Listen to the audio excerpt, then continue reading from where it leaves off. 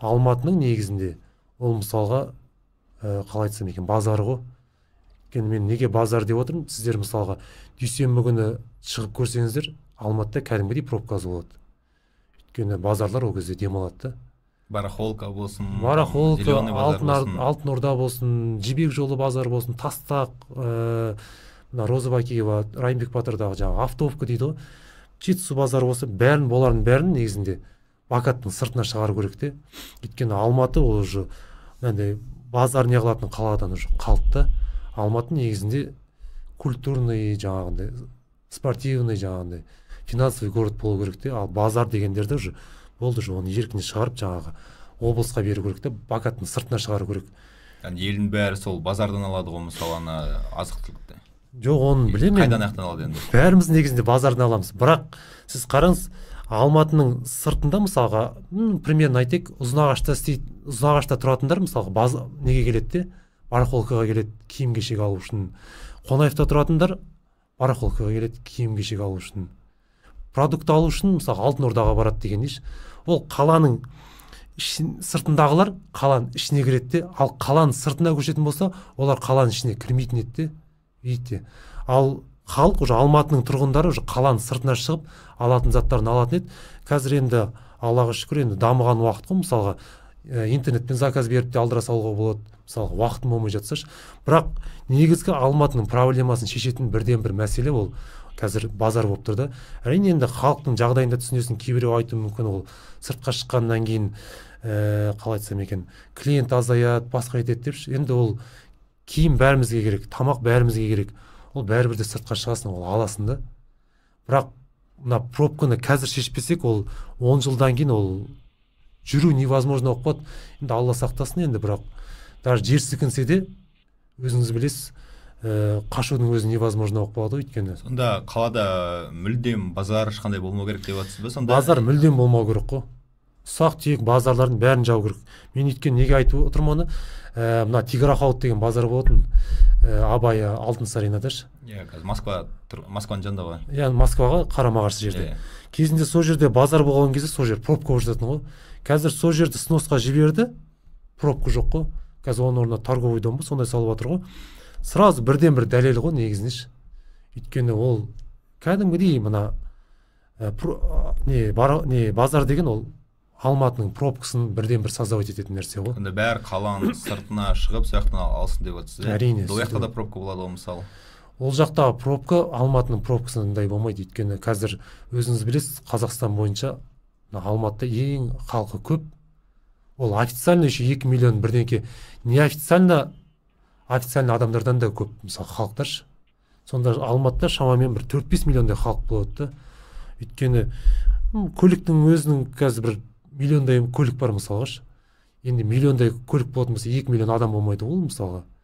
Ол естественно ол уже бір 4-5 миллионға барады да. Өйткені сырттан келіп жатқан адамдарға жоқ кірме деп айта алмайсыз. Енді жалпы ойыңыз жақсы екен, мындай мысал келтіріп жатсыз, ана Тиграхауыт деген сияқты. Енді жалпы осы ойыңызбен бөлісіп көрдіңіз бе? Мысалы там акимат болсын, достарымен болсын, әйтеуір бір жерге келе, осы ішіңізде қалды ма соның бәрі? Жоқ, мен айтатын негізінде ол өзіміздің бір акиматта айтылған негізінде осы әңгімеш. Ол осы талқыланған болатын. Сосын бір қалай айтсам екен? Қашан талқыланған, кімдер болды? Ол осыдан бір карантиннің алдында талқыланған ғой негізінде. Қазір жол енді глобальный проблема болып кетті ғой негізінде. Әлемде солай ғой енді. Бірақ біздің Алматы енді басқа қалаларға қарағанда, Мәскеу болсын, Токио болсын, басқа жақтарға қарағанда кішіректе ғой, әлі де шешуге болады да. Ал ол 10 жылдан кейін ол шешу өте қиын болып кетеді. Мысалға, ол халық деген 10 жылдан кейін білмейміз енді. Может 30 миллионға жетеміз, может 25-28 миллион боламыз. Алматының халқы ол көбеймесе ол азаймайды. Сондықтан осындай негізгі проблемаларды ол қазірден бастап қолға алмасақ кейін қиын болады. Тек базар бойынша айтып отырсыз, ал ТРЦ-лар керек деп ойлайсыз да, мысалы. Ана мега болсын, бүткіл жаңағы Алатауский район, Наурызбайский дейді, бәрі сояқтан сол бір Розбакиева келеді ғой мегаға, мысалы, осы или Есентайға мысалы бәрі келіп не істейді? Жоқ, енді ол мега жаңағы Апорт дейміз, Есентай дейміз, жаңағы Достық Плаза, тағы да басқалар. олар әрине бізге керек. Енді Алматының да мысалы халқы деген тұрып тұруына, мысалы қыдыруына ол ондай жайттар керек қой. Мысалға современный мысалы дүниелерде ол кинотеатр бар, мысалы баланы қыдыртқанға, мысалға жексенбі күндері мысалға енді Алматының халқы деген ол таңертеңнен кешке дейін түнімен жұмыс істей беру керек, жұмыс істей беру керек, жұмыс істей беру керек деген емес қой. Мысалға ол қыдырып та тұру керек, демалып та тұру керек, тауға да шығу керек. Бірақ ол негізгі проблема қазір пробкада, ол пробкада мысалға базар ол енді шешуге болатын проблема да, өйткені ол қазір шешпесе болашақта өте қиын болады да, ол халыққа қиын болады жұмыс істеуге мысалға. Жалпы ойыңыз жақсы екен, оны даже жоққа шығару да қиын болып тұр, өйткені өзіңіз айтқандай понедельник күні сол барахолка істемегенде басқа нелер, базарлар шынымен қалада бір жүру жеңілірек болар мысалы. Ал бәлкім оларды жаппай мысалы барахолка там дүйсенбі күні жұмыс істемей, там зеленый базар мысалы, там сейсенбі деген сияқты бөліп нетсе бұл көмектесе ала ма? Ол көмектесе алмайды. Неге десеңіз, өйткені әрбір халықтың өзінің кредиті бар, әрбір халықтың өзінің бір бала шағасы бар дегендей, оларға да жан бағу керек, күнкөріс дегендей. Ал мына базарлар қазір көшіретін болса, ол жаңадан базар салынады, ол жерде уже пожарный безопасность, мына бүкіл талапқа сай салынады.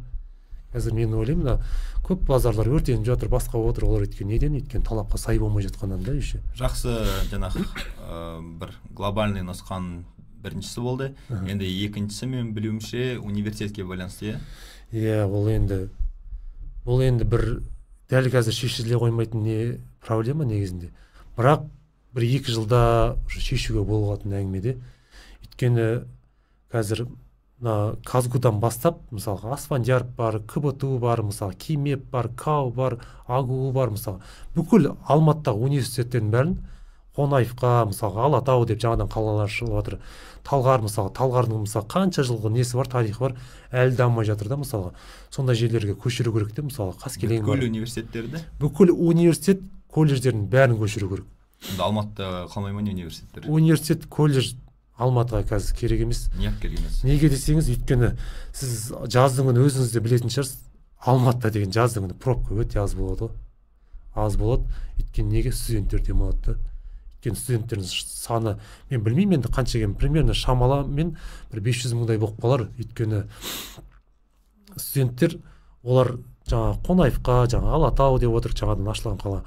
Талғарға мысалы көшетін болса, ол жақта уже сұраныс көбейеді, мысалға үйге, жаңа ТРЦ деп отырық, жаңағы кафелер болсын, жаңа курстар, мысалы ағылшын курсы, басқа курстар, әрбір курстар ашқанға мысалы. Енді былай айтқан кезде жұмыс орындары көбейеді ол жақта.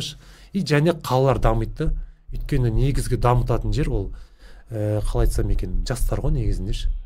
Ал енді олар қалада болатын болса, ол студенттер қазір бала туу санында көбейіп жатыр да. Олар, мен сізге айтайын, примерно бір шамамен сол 10 жылдан кейін студенттердің саны примерно 1 миллион болуы мүмкін. Халықтың саны итак 9 миллион болса, жан жақтан келеді мысалға. Еще миллион студент болатын болса, енді өзіңіз ойлай беріңіз, ол Алматыда уже келсем, бірақ енді невозможно. Үлкен қала Алматы, үлкен қалада қалай сонда университет пен колледж болмайды деген кішкене даже ойға сыймайтын нәрсе сияқты ғой. Мен өйткені неге айтып отырмын? Өйткені жанымызда мысалға Қонаев пен Алматының арасы қатты алыс емес, мысалға бір 60 шақырымдай болады. Талғар мен Алматының арасы қатты алыс емес. Қарасай болсын. Иә. Қаскелең мен енді Қаскелең негізінде ол крайный вариантта, негізінде ол жақта мысалға қазір СДУ бар. Иә, Қазақ-түрік университеті бар мысалға. Алатауда қатты алыс емес. Ояққа көшсе де мысалы жол жақсы, қалаға келем десе тиіп тұр дегендей ғой, айтқан кезде Алматыға. Алматы ол университеттерге уже қарамау керек деп айтқан кезде. Оны шетке шығару керек. Өйткені қазір ол мәселені қазір қолға алмаса, болашақта өте қиын болады. Өйткені студенттердің саны көбейіп жатыр. Жан жақтан келіп жатқан студенттер бар, мысалға сіз оларға айтпайсыз, мысалы Алматыға келіп оқымаңдар, басқа өздерің қалаларында оқыңдар деп, мысалға әрбір мысалы студенттің арманы бар, мысалы КБТУда оқу, Казгуда оқу, Асфандиярда оқу дегенде, мысалы Қонаевта мысалға. Сол үшін неден Алтын Ордадан ары салмаған дұрыс деп отырсыз, ана Қаскелең жақта, өйткені ол жақта да пробка болады шығар деп отырсыз. Ол жақта да пробка болады. Сол үшін Алатау деген ана Қонаев жаққа. Иә, өйткені Алатау жаңадан ашылған қала, ол жерде бәрімізге енді мәлім, ана Алтын Орда жақта постоянно пробка да, мысалы деймін да. Енді ол Алтын Орда жақтың пробкасы, ол негізгі пробкасы, ол енді әрине ар жағындағы келетін мысалға тұрғындардан ғой негізінде. Ал енді